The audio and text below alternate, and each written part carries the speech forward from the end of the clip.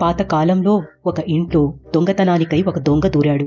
ఆ ఇంటి బయట ఉన్న ప్రాంగణంలో మంచం మీద 90 ఏళ్ల గాదమ్మ పనుకుని ఉంది. ఇది చూసిన దొంగ చప్పుడు చెయ్యకుండా ఇంట్లో దూరాలి అనుకున్నాడు. అప్పుడు గాదమ్మ నిద్రలేచి ఆ దొంగతో చెప్పింది, చూడడానికి చాలా మంచి కుటుంబానికి చెందిన రాజులా ఉన్నావు. పాపం ఏం అవసరం వచ్చిందో, ఏం కష్టం వచ్చిందో ఇలా నా ఇంట్లో దొంగతనానికొచ్చావు. సరేలే నాయనా, ఇంటి లోపల పైన అల్మారిలో నా నగలు ఉన్నాయి, అవి మొత్తం నువ్వే తీసుకో అంది గాదమ్మ.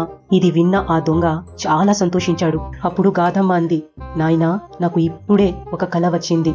నువ్వు ఆ కల విని దానికి అర్థం చెప్తే నాకు కొంచెం ఊరటగా ఉంటుంది నాయనా అంది గాదమ్మ.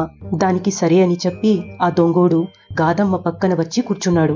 ఇక గాదమ్మ చెప్పింది, కలలో ఒక పులి నన్ను ఎంబడించింది నాయనా. నాకు చాలా భయం వేసింది. అప్పుడు నేను ఒరే సూరయ్య, యంకయ్య, సుబ్బమ్మ, వెంకమ్మ అని ఇలాగే గట్టిగా అర్చాను నాయనా. అనేసరికి చుట్టుపక్కల వాళ్ళందరూ వచ్చి దొంగను చితకబాదేశారు.